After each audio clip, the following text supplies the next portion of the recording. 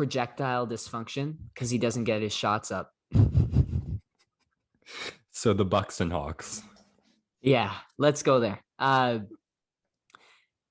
They still keep counting out this team, man. It's unbelievable because, and I think that was, and obviously it's easier to say now, but I truly thought that the Hawks could win this series. Like I was going to pick them. I think they're a great value in terms of betting, but even straight up, I think I would pick this team.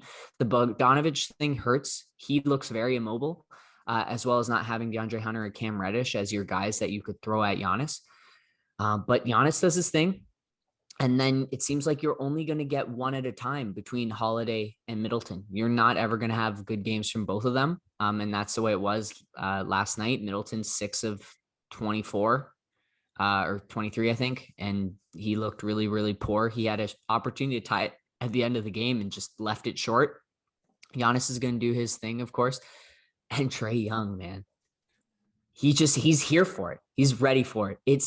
It just keeps getting better and better somehow. He threw an alley-oop off of the backboard in the half-court set in an Eastern Conference Finals road game. Like, the audacity, the absurdity, the ridiculousness. Like, it was awesome. I had to mute the TV and just sit there with my jaw on the floor for a solid 5 to 10 seconds going, did he really just do that? And then like 4 plays later, just removes Drew Holiday of all of his like devices and senses, shimmies, and knocks a 3 down right in front of like in an opposing arena. It was unbelievable. So awesome. He is here for it. His floater wasn't super effective in this game. The Bucks, for the most part, got away with the drop defense. Like he made a ton of floaters, but overall the percentage wasn't what you would normally expect from Trae. And that's obviously what the Bucks defense was designed to do, is they're going to play that drop coverage. They were very slow to make that adjustment, especially in Bobby Portis at center. It was wide open for Trae all over and over again. A big thing that I noticed is Trae is really good at rejecting screens, and that's why Holiday has been ineffective. And that's where he got that big 3 was he sets it up as he's going to take the screen and then goes the other way. And Holiday's all focused on getting around that screen, and Trae's going the other way now. And that really opens up the lane for him. Or if he wants to take that shot after a shimmy like he did. But he's just in complete control of this game. Herter was okay. Bogdanovich, Milwaukee's got to start attacking Bogdanovich because it looks like he can't move right now. But Herter was solid. And then John Collins, a guy who people were trying to trade out of Atlanta, at least like the armchair GMs. And he's turned himself into like a hustle guy. He works hard on defense. He gets a ton of offensive rebounds, a really clutch putback last night, late in the game. And yeah, if you're the Bucks, not panic mode yet, but that's one that you really want to win to settle into the series. They were getting whatever they wanted when they were pick and rolling with Drew and Giannis, a bunch of lobs there down the stretch, and then they went away from it for some reason. But Trae Young with 47 points is truly the story of this game. He's been so awesome. If you're the Bucks, I think you're going to a Giannis at center look a little bit earlier in the game and switching and just trying to cut away his downhill momentum. What Atlanta did to combat that is they just started setting the screen higher and higher. So Trae got a bit of a running start. But if you're the Bucks, you're either looking to switch it, or no one seemed to trap Trae yet. So maybe that's what you got to start doing, is trap Trae Young, get the ball in the hands of a John Collins and make him be the decision maker, or a Clint Capella, make him be the decision maker, and get the ball out of Trae's hands. I'm surprised teams haven't gone to that yet, and look for that to maybe be an adjustment. But again, Mike Budenholzer, who knows if he's going to make any adjustments. I guess the last thing I wanted to touch on this game is Marv Albert. Once this series is over, he's retiring, and it's time. Like, he was pretty brutal with some of his calls. He was brutal in the Knicks series, but some bad ones tonight where he kept calling threes when they were very obviously inside the 3-point line, and just struggled with some of his calls there. And it was very apparent, and it ruins the broadcast a little bit. So Marv, you've been great for many years, but it's time to ride into the sunset, my friend. I'm begging literally every sports streaming service to give us the option to watch games without commentary. It would make viewing pleasure and analysis pleasure so much greater. It's impossible to not have some part of your brain processing the commentary and dealing with it. And when you want to be thinking about how did they get that shot off, you're thinking that wasn't a 3, like he said, that was a Yeah. 2. Yeah.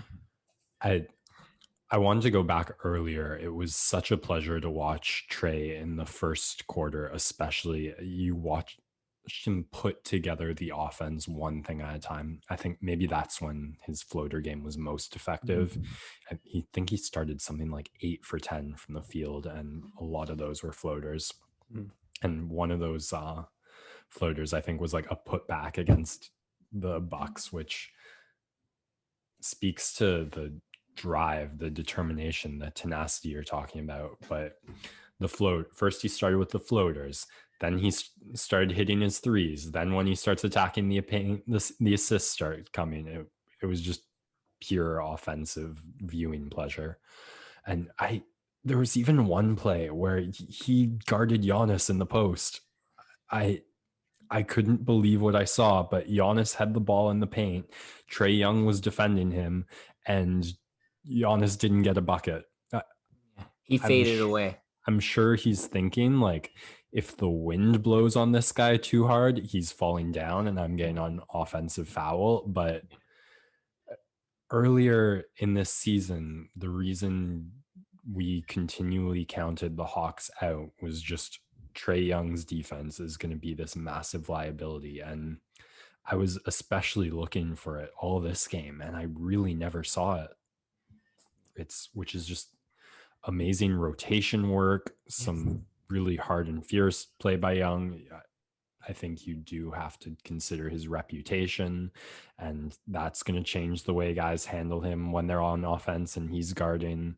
But if you're going to flop, I'd prefer that to the offensive stuff. So credit to the Hawks and Young for figuring out how to make that work, because if I didn't know that, I wouldn't have guessed it from watching that game one. I was listening to Zach Lowe's podcast today, and he made a great point where we've become a little bit spoiled with the greatness of LeBron James, how he so effectively dissects a game and finds the mismatch where he can attack it over and over again and find that like Trae Young on the court and go at him. And he can do that because he's so brilliant at passing and attacking the rim. Whereas there are not a lot of guys in this league who can do it the way he does it. So for Milwaukee, if you want to attack Trae Young, usually you're involving Pat Connaughton or you're involving PJ Tucker in the offense because that's where Trae is. And Atlanta's more than willing to play that, because if Trae Young goes and hedges off of like a screen and you're kicking it to Pat Connaughton, you're not super confident that he's going to make that shot every time. Whereas LeBron was usually had a knockdown shooter that he was working that screen with, or they were working it in ways where he could make sure that the hedge stayed on him rather than recovering to their player that was setting the screen. So just it's Giannis, it's Drew, it's Middleton. They're just not the same level of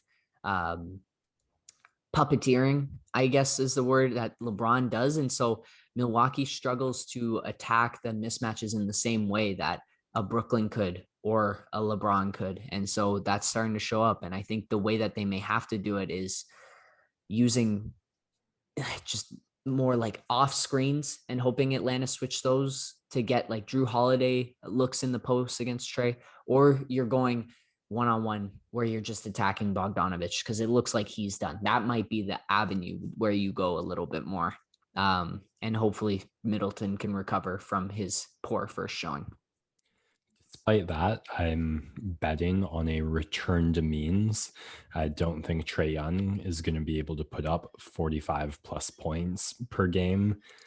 And I think the Bucks offense, for the most part, seem to have their way throughout the game fairly consistently. I do think Milwaukee's going to take this series. All right. Well, I'm done. I bet on the Hawks actually against the Knicks. But I'm done going against Trae, man. I think it's just more fun to be rooting him on at this point. I would be happy for the Bucks too if they made it through, but why not cheer for the underdog in this one? It's like he's just been so much fun to watch. You know what? There's no bad storyline here Yeah. heading into this finals. Like Yep. whether it's Trey, Giannis, Chris Paul, Devin Booker, Paul George, like you can't the Clippers, you Yeah. can't help but be happy. Like Yeah. whatever team's gonna win a ring, it's gonna be huge. Yeah. It's not big in terms of the big markets or the national following, but for true fans of the NBA, this is a great Final Four.